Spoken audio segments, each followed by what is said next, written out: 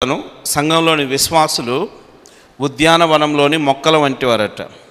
ఉద్యానవనంలోని మొక్కలు ఎలా ఉంటాయి? అడవికి ఉద్యానవనానికి తేడా చెప్పండి. అడవికి ఉద్యానవనానికి డిఫరెన్స్ ఏంటి? అడవిలో చెట్లకు చెప్పండి, అడవిలో చెట్లకు ఒక క్రమం ఉండదు. ఉద్యానవనానికి ఒక క్రమం ఉంటుంది, ఒక పద్ధతిలో ఉంటాయి. అడవికి కాపరి ఉండడు, పాదు తీసేవాడు ఉండడు, నీరు కట్టేవాడు ఉండడు. కానీ ఉద్యానవనానికి కాపలాదారుడు ఉంటాడు, పాదు తీస్తాడు, నీరు పెడతాడు, అవసరమైన వాటిని కొమ్మలను ఉంచుతాడు, అనవసరమైన కొమ్మలను కట్ చేస్తాడు, స్క్రూటినీ చేస్తాడు. ఉద్యానవనంలోని తోటమాలి పనికిరాని ప్రతి కొమ్మను కట్ చేస్తాడు.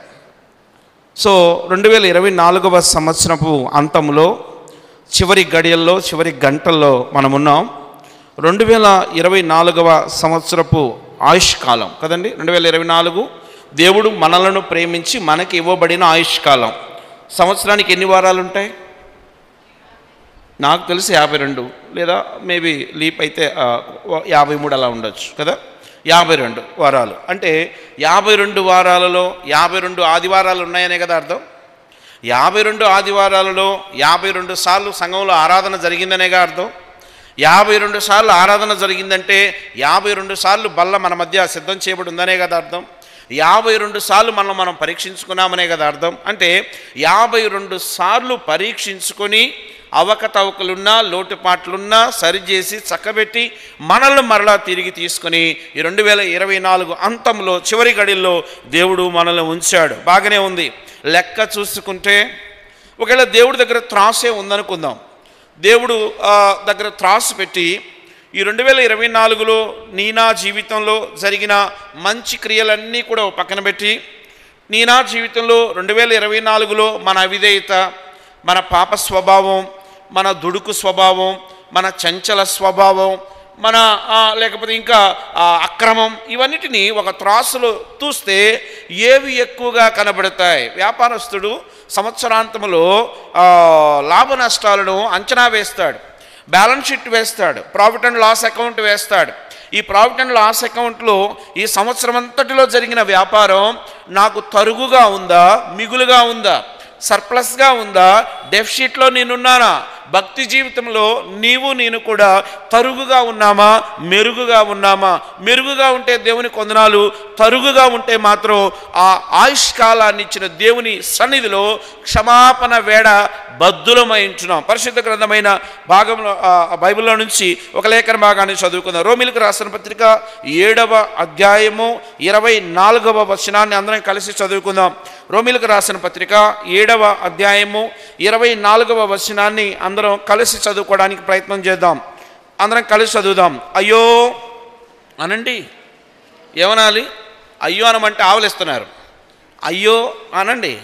అయ్యో చెప్పండి. అయ్యో కదా, ఎక్స్క్లమేషన్ ఉంది అక్కడ, ఎక్స్క్లమేషన్ మార్క్ ఉంది, అంటే ఆశ్చర్యార్థకం ఉంది అక్కడ. ఏమంటే అయ్యో చెప్పండి. నేనెంత దౌర్భాగ్యుడనో, ఏమండి, నేనెంత దౌర్భాగ్యుడనో, ఇట్టి మరణమునకు లోనగు శరీరము నుండి నన్నెవడు విడిపించును? ప్రార్థన చేసుకుందాం. తల్ల వంచినట్లయితే మనుషులు మాట్లాడితే ఉపయోగం లేదు. మన దేవుడు మాట్లాడే దేవుడు, సూటిగా స్పష్టంగా మొహమాటం లేకుండా ఆయన ముఖాంతరాల్లో నుండి మనల్ని దర్శించే దేవునిగా ఉంటున్నాడు. ప్రార్థన చేసుకుందాం. మహాపరిశుద్ధుడా, జీవం కలిగిన తండ్రి, మహిమ కలిగిన రాజా, నీ పరిశుద్ధ పాదాలకు వందనాలు, స్తోత్రాలు. అయోగ్యుడను, అపాత్రుడను, అనేక సార్లు నువ్వు కోరుకున్న స్థాయిలో లేను అని నేను ఒప్పుకుంటున్నాను. నా స్థితి ఏంటో, నా బతుకేంటో, నా ఆలోచనలు ఏంటో, నా దిక్కుమాలిన తనం ఏంటో, నాకు నాయన నేనేంటో బాగా ఎరిగిన దేవుడు, దేవాన్ని సన్నిధికి వస్తున్నాను. ఆయన ఈ సమయాన్ని దీవెనకరంగా మార్చండి.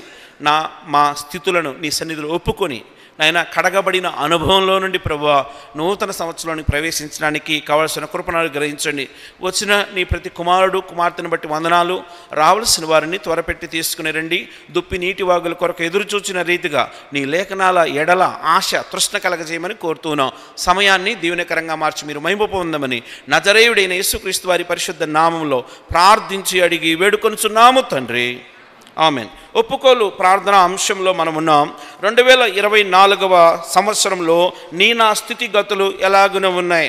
మీడియా వారు ఏం చేశారంటే 2024లో సాధించిన విజయాలు, 2024లో ఎదురైన విపత్కర పరిస్థితులు, 2024లో ఎదురైనటువంటి యాక్సిడెంట్లు, లేదు ప్రముఖులకు సంబంధించిన సమాచారం టీవీ వారు ఎప్పుడు కూడా మీడియా ఛానల్స్ వారు ఈ రన్నింగ్లో వాటిని మరలా రివ్యూ చేయడానికి ప్రయత్నం చేస్తారు. అందుకే మనం కూడా దేవుని సన్నిధిలో 4 రకాల మన ఆ స్థితిగతులను చూడటానికి ప్రయత్నం చేద్దాం. 1, నేను ఎక్కడి నుండి వచ్చాను, ఇది మొదటి ప్రశ్న. 2, నేను ప్రస్తుతం ఏమై ఉన్నాను. 3వ ప్రశ్న, నా చెడిన స్థితి ఎట్టిది. 4వది, నన్ను పునరుద్ధరించిన దేవుని శక్తి ఏ పాటిది. 4 మాటలు చెప్పా. 1, నా పూర్వపు స్థితి. 2, నా ప్రస్తుత స్థితి. 3, నా చెడిన స్థితి. 4, నా దేవుడు నన్ను పునరుద్ధరించినటువంటి స్థితి. ఈ 4 స్థితులు ఏంటో చూద్దాం.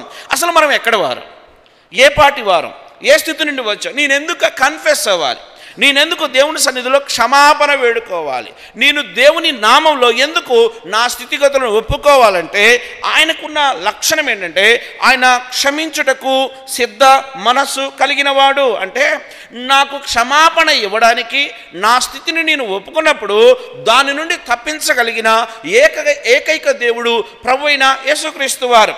నా పాపానికి నిష్కృతి, నా పాపానికి పరిష్కారం, నా పాపానికి అంతం, నా పాపానికి పర్యావసానం ఈ భూమి మీద ఎవరు ఎక్కడ కనుగొనలేకపోయినారు.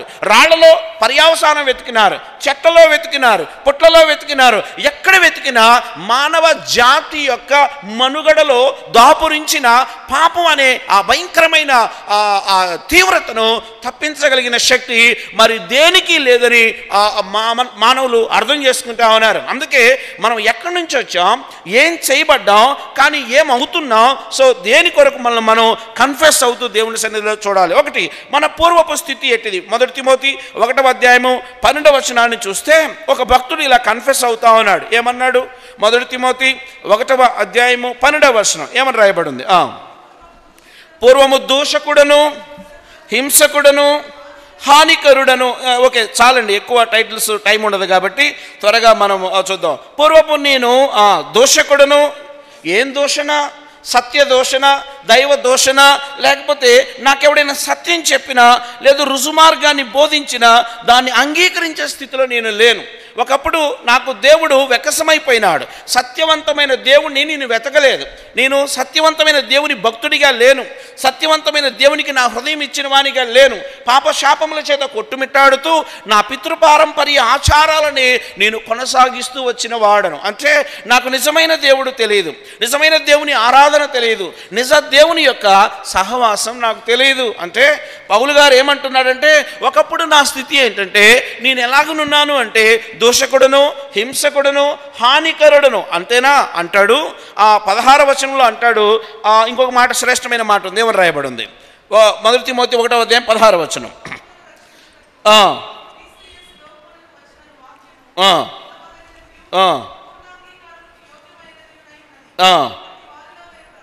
ప్రధాన పాపిని, కంటిన్యూషన్లో ఉంటుంది. నేను ప్రధాన పాపిని అంటే పాపులందరినీ ఒక గ్రౌండ్లో వేసి వీళ్ళందరికీ లీడర్గా ఉండే అర్హత ఎవరికి ఉంది అని అంటే బహుశా అక్కడ చక్రవర్తి అని పేరు రాయవలసి వస్తుందేమో. పాపులందరినీ బ్రహ్మానందరెడ్డి స్టేడియానికి తీసుకొచ్చి ఈ పాపుల అందరికీ ప్రధాన పాపి ఎవడుగా ఉండే అర్హత ఉంది అంటే ఒకవేళ నా పేరు రాయవలసి వస్తుందేమో. అంటే నా బ్రతుకు పాపం, నా చూపు పాపం, నా ఉద్దేశాలు పాపం, నా తలంపులు పాపం, పాపాన్ని తిన్నాను, పాపాన్ని తాగాను, పాపంలో బ్రతికాను, నీచవంతమైన బ్రతుకును బ్రతికిన నన్ను, అంటే ఆ పూర్వ స్థితి నుండి నన్ను ఆయన ఏ స్థితికి తీసుకొచ్చాడు. మరలా 2వ అంశంలోనికి వద్దాం. రోమిలకు రాసిన పత్రిక 6వ అధ్యాయం 23వ వచనంలో ఎలా ఉన్న నన్ను ఎలా చేశాడు. రోమిలకు రాసిన పత్రిక 6వ అధ్యాయము 23వ వచనం ఏమని రాయబడి ఉంది? ఏలయనగా పాపం వలన వచ్చు జీతం మరణం. అవును, నేను దేనికి అర్హుణ్ణి అని అంటే నా జన్మ పాపం, నా కర్మ పాపం, నా బుద్ధి పాపం నన్ను ఏ మార్గంలో నడిపించేవి అంటే నిత్య నరకానికి. అంటే రేపు నా ఆత్మ విడుదల లేని ఒక భయంకరమైన స్థితిలో అల్లల్లాడుతూ ఉండవలసిన ఆ స్థితి నుండి నా దేవుడు నన్ను చూశాడు.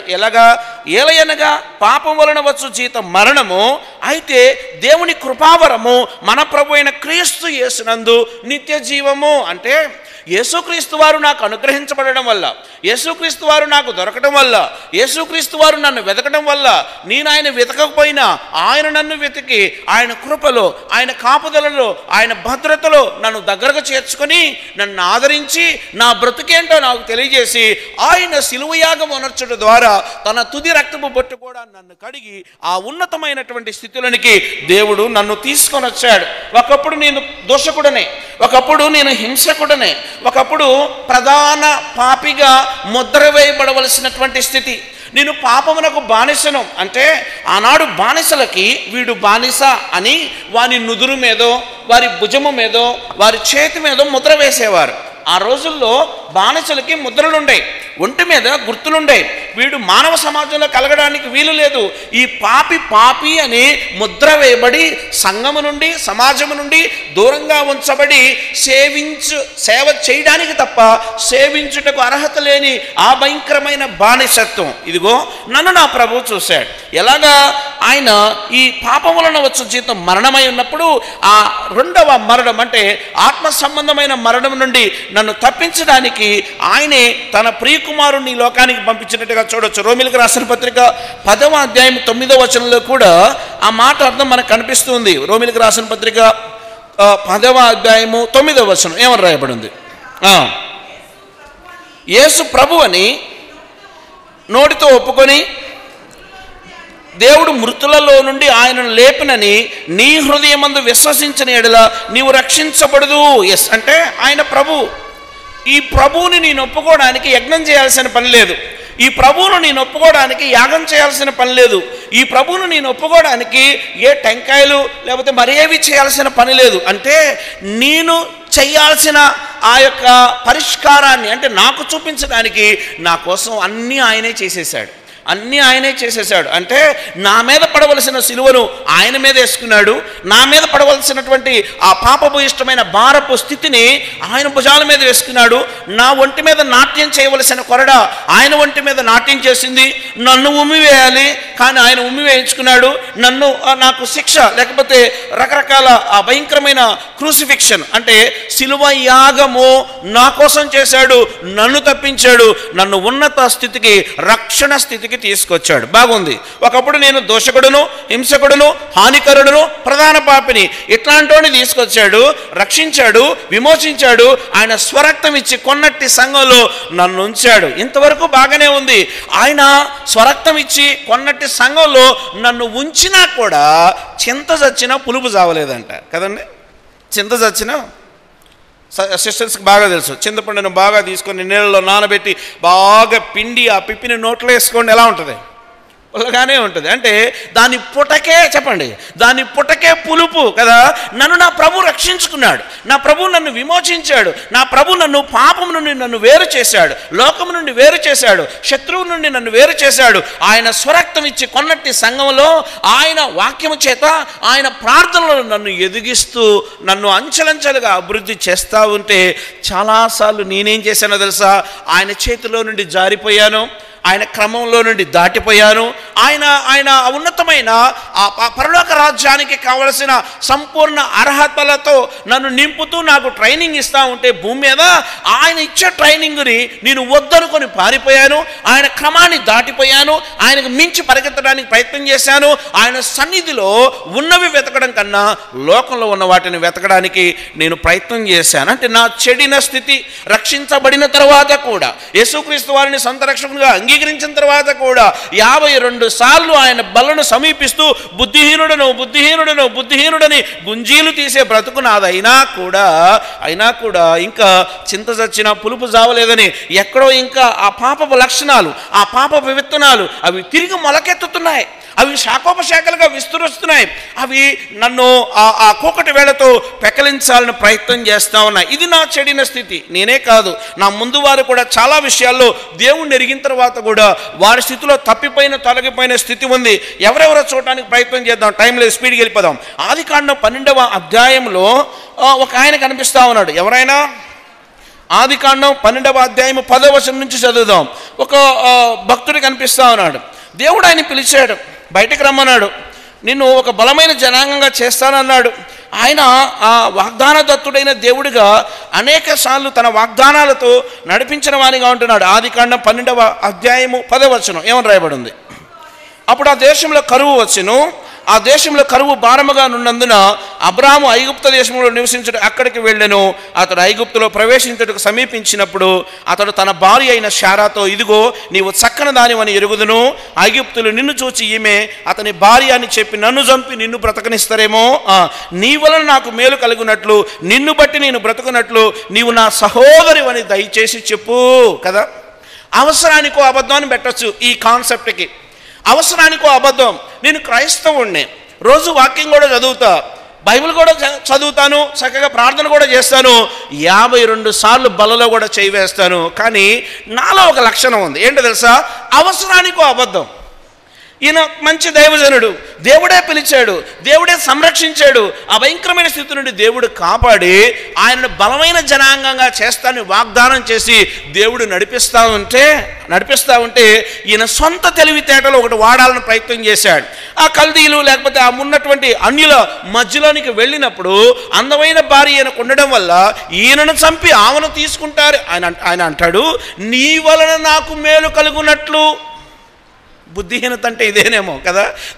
మేలు చేసే దేవుణ్ణి వదిలిపెట్టి, మేలుకరమైన దేవుణ్ణి వదిలిపెట్టి, క్షేమకరమైన దేవుణ్ణి వదిలిపెట్టి, భద్రతనిచ్చే దేవుణ్ణి వదిలిపెట్టి మనుషుల వలన కలిగే మేలు కోసం అవసరానికి ఒక అబద్ధం.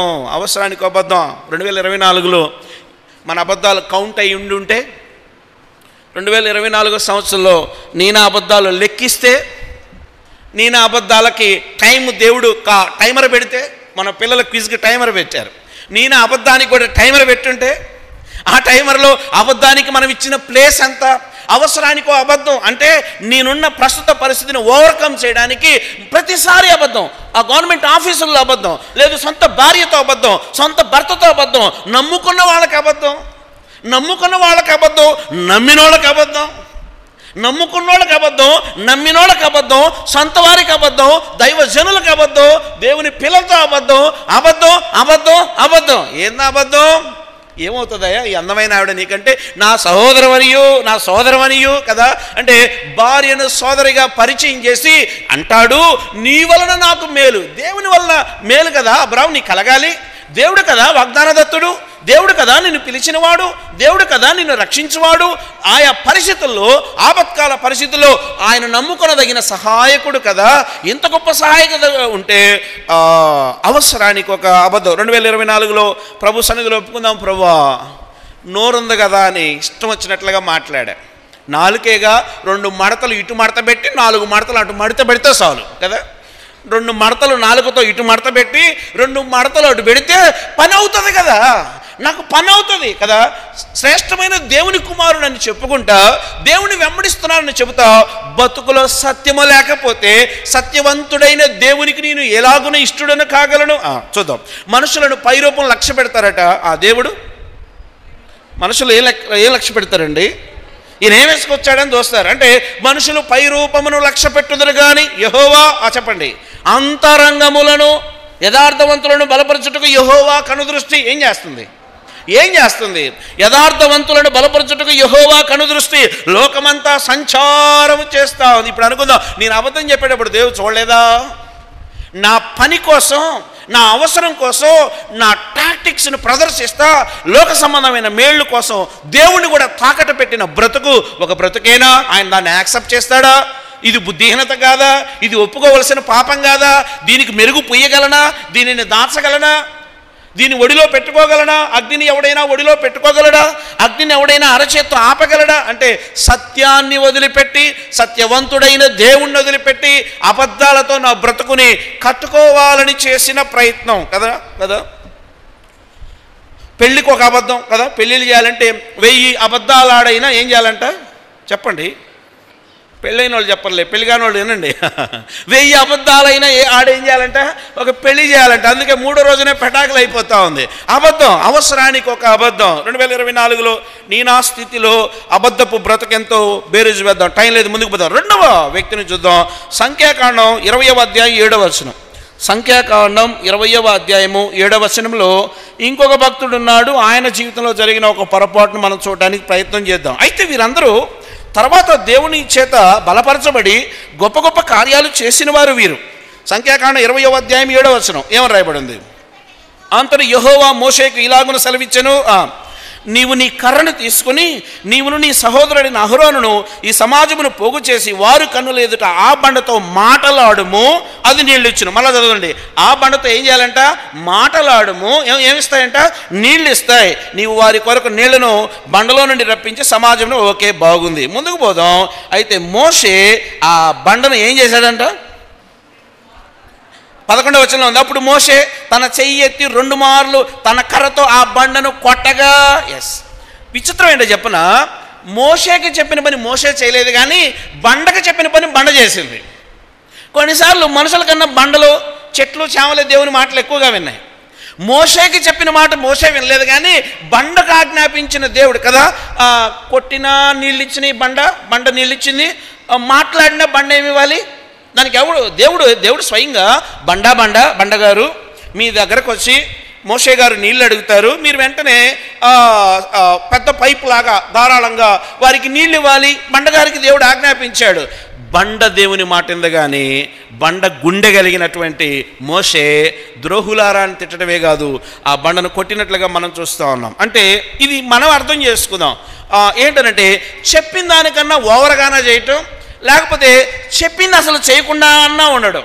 దేవుడు నిన్ను ప్రేమించి ఒక అధికారం ఇస్తే, ఒక కర్ర పెత్తనం ఇస్తే అన్నీ నేనే అనుకోవడం, అన్నీ నేనే, అంతా నేనే, నేను స్థాపించినాడే ఉంటాడు, నేను వద్దన్నాడు పోతాడు, లేకపోతే నేను పెట్టుకున్నాడే అంటే నేనే. చాలాసార్లు దేవుని పనిలో మనం కేవలం పనిముట్లము మాత్రమే. We are vessels. దేవుని మందిరంలో కేవలం పనికి వాడబడే పాత్రలము మాత్రమే. మనమే అంతా కాదు, మనమే అన్నీ కాదు, మనమే అన్నీ అంటే సృష్టికర్తలాగా ఫీల్ అవుతూ ఉంటాం. దేవుడు కర్ర పెత్తనం చేయమంటే బాస్ లాగా బిహేవ్ చేస్తాం. దేవుడు దీన్ని స్టీవార్డ్షిప్ అంటే దీన్ని కనిపెట్టుకొని మేనేజ్ చేయరా అంటే we feel like a boss. మనల్ని మనం ఒక బాస్ లాగా చూపించాలని అజమాయిషి పెత్తనం చేసి దేవుని యొక్క ఉగ్రతకు పాత్రలయ్యే వారంగా ఉంటాం. అనుకుందాం, ఈ సంఘంలో దేవుడు అప్పగించిన పనిలో నా నమ్మకత్వం ఎంత? అతిగా చేయడం పాపం, చేయమన్నది చేయకపోవడం కూడా పాపమే. 2 ఉన్నాయి. ఒకటి, ఈ సంఘంలో దేవుడు నీకు అప్పగించిన పనిని చెప్పిన దానికన్నా ఓవర్గా చేయడం పాపమే, చెప్పింది అసలు వదిలేసిపోవడం కూడా పాపమే. ఎన్నిసార్లు ఈ సంఘంలో దేవుడు నీకు పని అప్పగిస్తే నాకు కుదరదు చెప్పండి, నేను చెయ్యను చెప్పండి, నాకు తీరిక లేదు చెప్పండి, నా వల్ల కాదు. ఎన్నిసార్లు దేవుని పనిని నిర్లక్ష్యం చేయటం, దేవుని పనిని వద్దన్న దానికన్నా ఎక్కువ చేయటం, అతిగా చేయటం, దేవుడు చెప్పిన దాన్ని కూడా మరుగు చేసి సెల్ఫ్ని ప్రమోట్ చేసుకోవడం, సొంత ఇష్టాలను నెరవేర్చుకోవడం. అంటే దేవుడు ఏం చేయమన్నాడో అది చేయడం, దేవుడు ఎంత చేయమన్నాడో అది చేయడం దేవునికి ఇష్టం. అంటే దానికి మించి చూపించే ఆ విధానం ఏదైతే ఉంది, మోషేని మనం చూస్తాం. తర్వాత పాలు తేనెలు ప్రవహించిన దేశంలో మోషే అడుగు పెట్టలేదు. పాలు తేనెలు ప్రవహించిన దేశంలో మోషే అడుగు కూడా పెట్టలా, దూరంలో చూడటం మాత్రమే కానీ అడుగు పెట్టే స్థితికి లేదు. పిల్లరా, 2వ మాట చూద్దాం. 1 అవసరానికి అబద్ధం, 2 వద్దన్నవి చేయడం, చెయ్యమన్నవి చేయకుండా ఉండడం, 2 పాపమే. 2024 సంవత్సరంలో సంఘంలో నీకు అప్పగించబడిన పాత్ర లేదు, బాధ్యత లేదు, నీ ఇంటి బాధ్యతలు, లేకపోతే నీ కుటుంబ బాధ్యతలు, లేకపోతే నీ ఉద్యోగ బాధ్యతలు. 8 గంటలు వర్కింగ్ టైం అంటే నన్ను అడిగేవాడు లేదని మధ్యలో ఉద్యోగాన్ని ఎగ్గొట్టి బయటకు తిరిగితే దేవుడు అడగడా? 8 గంటలు నువ్వు నమ్మకంగా అక్కడ ఉండవలసిన వ్యక్తివి 2 గంటలు కూర్చొని తమ్ములు గింబులేసి అసలు నీ సీటును వదిలిపెట్టి ఊరంతా తిరుగుతుంటే గవర్నమెంట్ నిన్ను అడగదేమో, నీకు ఉద్యోగం ఇచ్చిన దేవుడు అడుగుతాడు కదా. మోషే నీకేం చెప్పాను, నువ్వేం చేశావు, నీకన్నా నా మాట బండే బాగా విందయ్యా కదా. మోషే దేవుని సన్నిధిలో తర్వాత కన్ఫెస్ అయిన విధానం బట్టి దేవుడు మళ్ళీ తర్వాత వాడుకున్నాడు. 2 మాటలు చూసాం. 1 అవసరానికి ఒక అబద్ధం, 2వది దేవుడు చెప్పిన పనిని దేవుడు ఇచ్చిన ఆ అధికారాన్ని దుర్వినియోగం చేయడం. 3వ వ్యక్తిని చూద్దాం. 2వ సమూయేలు గ్రంథం 11వ అధ్యాయం ఏమని రాయబడింది? 2వ సమూయేలు గ్రంథం 11వ అధ్యాయం 1వ వచనాన్ని చదివితే మనకు అక్కడ స్టోరీ అర్థమైపోద్ది. ఎవరు? వసంతకాలం రాజులు యుద్ధానికి పోయే సమయం, మేడనగర మిద్య, దావీదు గారు. స్టోరీ అర్థమైపోయింది. వసంతకాలం రాజులు యుద్ధమునకు పోవు సమయం బాగానే ఉంది. అది మరి రాజుల యుద్ధానికి పోయే టైము వసంతకాలం, అంటే సీజన్ ఫర్ గెయినింగ్, అంటే సంపాదించుకునే ఒక సమయం, ఖాళీగా కూర్చోవడానికి కాదు. కానీ దావీదట మేడ నగరి మిద్దె మీద ఏం చేస్తున్నాడు? పచారులు చేస్తా ఉన్నాడు. ఇప్పుడు ఇలా అనుకుందాం, పవిత్రతను పోగొట్టుకున్న దావీదు, పరిశుద్ధతను పోగొట్టుకున్న దావీదు, దేవుడు బత్షెబా విషయంలో దేవుడు ఏమంటాడంటే, నువ్వు అడిగితే నేను ఇవ్వనా? దేవుడు ఏమంటాడంటే, ఒకవేళ you want more and more, నువ్వు అడిగితే నేను ఇవ్వనా? నీ పొరుగువాని దాన్ని నీవేలా ఆశించావు దావీదు? నువ్వు అడిగితే నేను ఇవ్వనా? More and more. అయితే నీ పొరుగువాని దాన్ని నీవేలాగు ఆశించావు దావీదు? ఇప్పుడు ఇలా అనుకుందాం, ఈ 2024వ సంవత్సరంలో పవిత్రతను ఎన్నిసార్లు పోగొట్టుకున్నాం? పవిత్రమైన మాటలు, పవిత్రమైన చూపు, లేకపోతే పరిశుద్ధమైన నడక, పరిశుద్ధమైన జీవన విధానం, పరిశుద్ధమైన సంబంధాలు, పరిశుద్ధమైన మాటలు, లేకపోతే పరిశుద్ధమైన సాంగత్యాలు, లేకపోతే స్థితిగతులు, ఎంత పరిశుద్ధతను పోగొట్టుకున్న అనుభవాలు ఉన్నాయి. దావీదు జీవితం ద్వారా మనం చూసే సత్యం ఏంటో తెలుసా? పరిశుద్ధతను పోగొట్టుకోవడం, లేదు ఇంకా తర్వాత హత్య, తర్వాత ఇంకా రకరకాల పనులు మనం చూస్తా ఉన్నాం. 2024వ సంవత్సరంలో మన నాలుకతో ఎంతమందిని హత్య చేశాం కదా? బయట వాళ్ళు మర్డర్ చేయాలంటే కత్తులు కావాలి, మన నాలుక చాలు ఎట్లాంటోనైనా నరికేయడానికి కదా. నాలుకలతో మర్డర్లు చేసేవాళ్ళు చాలామంది ఉన్నారు. వారి నాలుక నుండి వచ్చి ఒక పదునైన మాట చాలు ఎదుటివాని గుండెలకు గాయం చేయడానికి. ఈయన మాట్లాడే పదునైన మాటలతో ఎదుటివాని గాయాన్ని రేపేవాడు. అనుకుందాం, 2024వ సంవత్సరంలో తోటి సహోదరుడి యొక్క ఆ గాయాలను, హృదయాలను చిన్నాభిన్నం చేసి వాటితో ఆడుకున్న స్థితి ఎంత? ఒప్పుకోవాలి? తప్పుకోలేం, ఒప్పుకోవాలి. ఎందుకంటే ఆయన వీటన్నిటిని గురించి లెక్క అడుగుతాడు. నీ బ్రతుకును, నీ నా బ్రతుకును గురించి, నీ నా స్థితిగతుల నుంచి. ఓకే, ముందుకు పోతా. అవసరానికి అబద్ధం, రెండవది దేవుడిచ్చిన పనిని చేయకపోవడం, మూడవది ఆ పరిశుద్ధతను పోగొట్టుకున్న విధానం. నాలుగో వ్యక్తిని పరిచయం చేస్తా. మొదటి రాజుల గ్రంథం 3వ అధ్యాయము 5వ వచనం ఏమని రాయబడింది? మొదటి రాజుల గ్రంథం 3వ అధ్యాయం 5వ వచనం. టైం అయిపోయింది, క్లోజ్ చేద్దాం. మొదటి రాజుల గ్రంథం 3వ అధ్యాయం 5వ వచనం ఏమని రాయబడింది?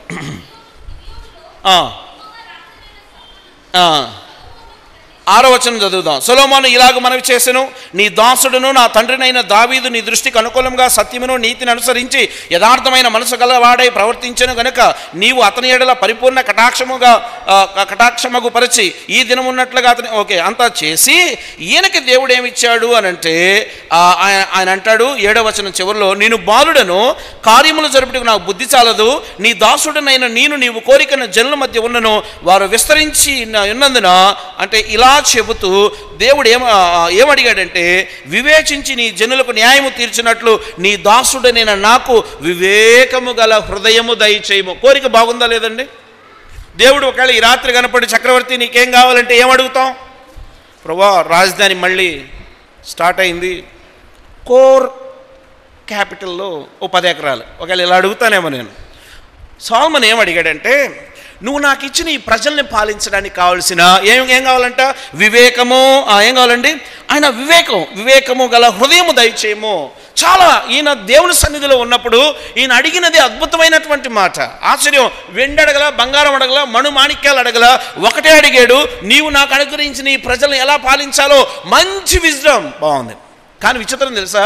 ముందుకు పోతే అక్కడ ఏమనుందంటే, అతని భార్యలు అతని మనసును త్రిప్పివేసిరి. పిల్లలు బొంగరాలు ఆట ఆడతారు, తాడు బాగా చుట్టి గిర్రనేస్తే ఆ బొంగరం తిరుగుతుంటే వాళ్ళు ఆనందిస్తూ ఉంటారు. అక్కడ ఏమనుందంటే, ముందు అధ్యాయాల్లో సొలొమోను భార్యలు సొలొమోను మనసును త్రిప్పివేసిరి అని రాయబడింది. ఇప్పుడు రెండు కంపేర్ చేద్దాం.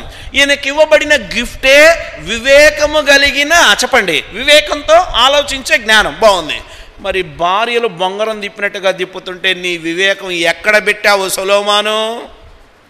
నువ్వు అడిగిందే వివేకం కదా, నువ్వు అడిగిందే జ్ఞానం కదా. కొన్ని లక్షల మందిని ఏలడానికి జ్ఞానం అడిగి, నీకున్న భార్యలను ఏలడానికి జ్ఞానం అంటే అంటే అంటే అర్థమేంటో తెలుసా? దేవుని ఉన్నతమైన స్థలాలలో ఉన్నతమైన దేవుణ్ణి కాకుండా వ్యర్థమైనటువంటి వాటిని తీసుకొచ్చి పెట్టి భార్యలను తృప్తిపరచడం కోసం వాటికి ధూపదీప నైవేద్యాలు వేసిన వానిగా ఉంటున్నాడు కదా. ఎంత ఆశ్చర్యమో!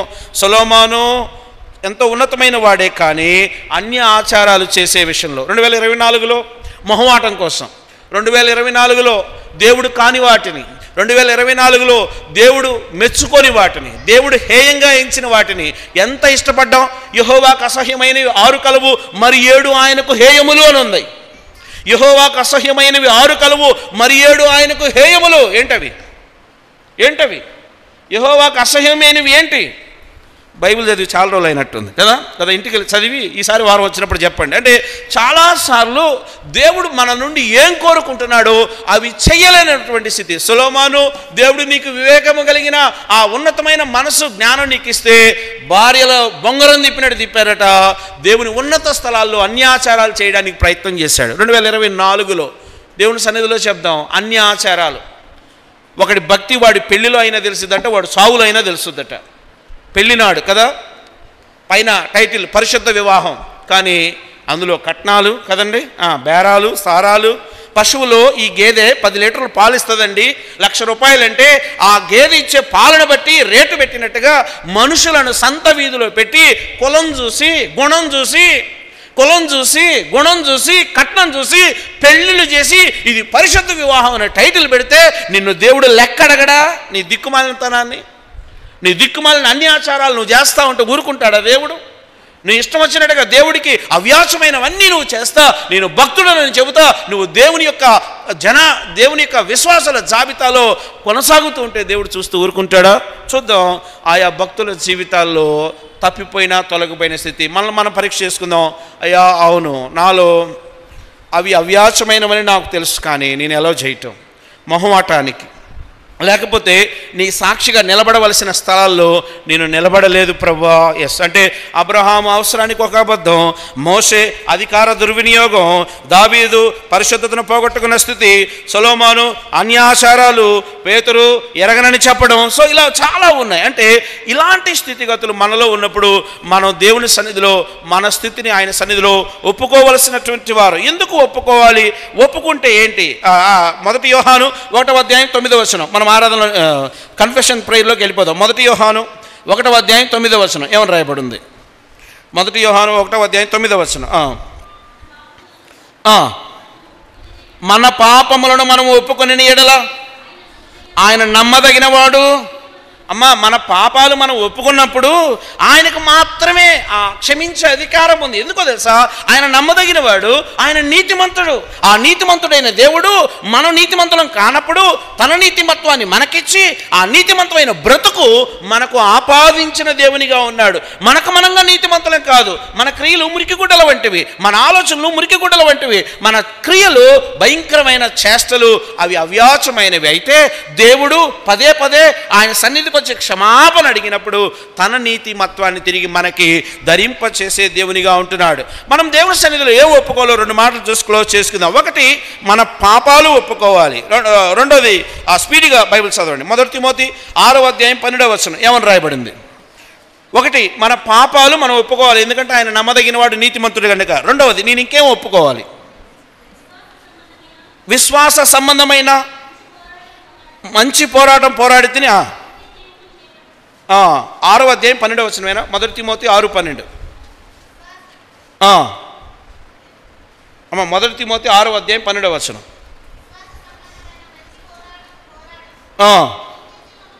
చాలా ప్రాముఖ్యమైన మాట. అంటే కంటిన్యూషన్లో దాన్ని ఒప్పుకో అనే మాట కనిపిస్తూ ఉంటుంది.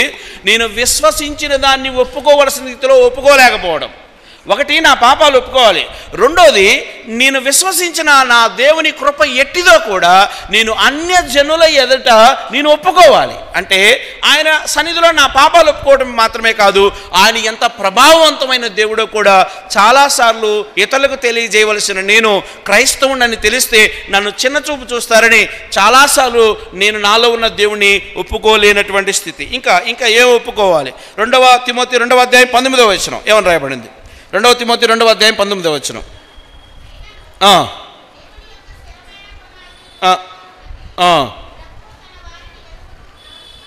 2 తిమోతి 2వ అధ్యాయం 19వ వచనం. ప్రభు నామమును ఒప్పుకోవాలి. ఒకటి, నా పాపాలు ఒప్పుకోవాలి, 2 ఆయన మహిమను ఇతరుల ముందు ఒప్పుకోవాలి. అది ఒప్పుకోలేదు కనుక మరలా దేవుని దగ్గర నా స్థితిని బట్టి క్షమాపణ ఒప్పుకోవాలి. ప్రభువు నామమును నేను ఒప్పుకోవాలి. కానీ అన్యుల ముందు ఆయన ప్రభావవంతమైన నామాన్ని ప్రకటించే విషయంలో నేను సిగ్గుపడ్డాను. ఆయన సువార్త విషయంలో సిగ్గుపడ్డాను. ఆయన ప్రభావాన్ని తెలియజేసే విషయంలో సిగ్గుపడ్డాను. ఆయన నా దేవుడని చెప్పడంలో నేను సిగ్గుపడ్డాను. అందుకే ఆయన స్థితిలో ఒప్పుకోవాలి. ప్రభువా, నువ్వైతే నన్ను నమ్మకమైన దాసుడా, నమ్మకమైన పనివాడా అన్నావు, కానీ నేను నిన్ను ఒప్పుకోవలసిన ప్లేసుల్లో నేను ఒప్పుకోలేదు ప్రభువా. అందుకే ఆ స్థితిని నీ సన్నిధిలో నేను ఒప్పుకుంటున్నాను. 1 నా దోషాలను ఒప్పుకుంటున్నాను, 2 నా పాపాలు ఒప్పుకుంటా ఉన్నాను, 3 నిన్ను ఒప్పుకోలేని ఆ దిక్కుమాలని స్థితిని కూడా నీ సన్నిధిలో నేను ఒప్పుకుంటున్నాను. కళ్ళు మూసుకుందాం, తలలు వంచుదాం, ప్రభు సన్నిధిలో మన స్థితిని ఒప్పుకుందాం.